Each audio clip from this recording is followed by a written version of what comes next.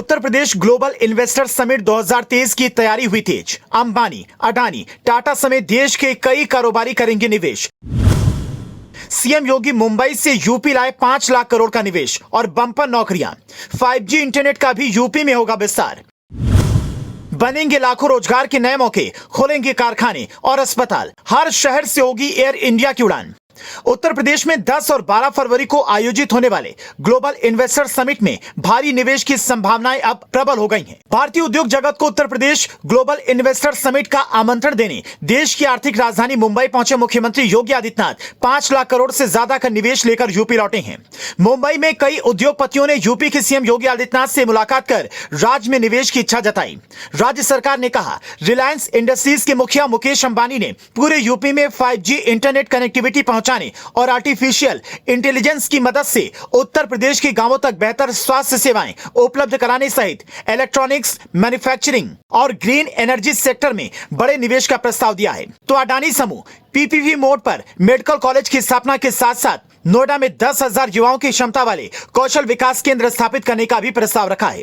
दरअसल सीएम योगी ने अपने 2 दिवसीय मुंबई दौरे के दौरान रिलायंस, टाटा सन्स, अडानी, गोदरेज, बिरला, पिरामल, वेदांता समेत 2 दर्जन से अधिक उद्योगपतियों से मुलाकात की।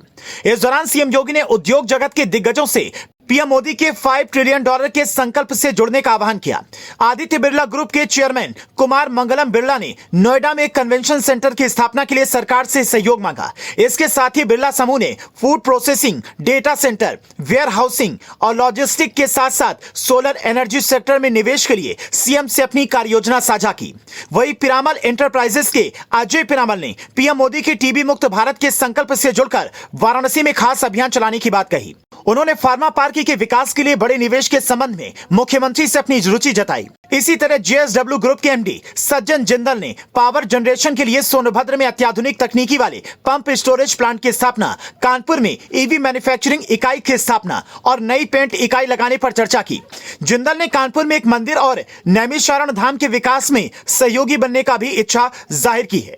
हीरानंदानी समूह के मुखिया दर्शन हीरानंदानी ने नई परियोजनाओं के लिए एएमयू करते हुए विदेशी पार्टनर के सहयोग से सेमीकंडक्टर निवेश की योजना पर चर्चा की। तो टाटा सन्स के चेयरमैन एन चंद्रशेखर ने उत्तर प्रदेश के सांस्कृतिक और आध्यात्मिक महत्व की चर्चा करते हुए यूपी में आध्यात्मिक सर्किट की विकास की योजना पर चर्चा की। उन्होंने कहा कि एयर इंडिया की उड़ान सेवा बहुत जल्द यूपी के सभी एयरपोर्ट पर उपलब्ध होगी।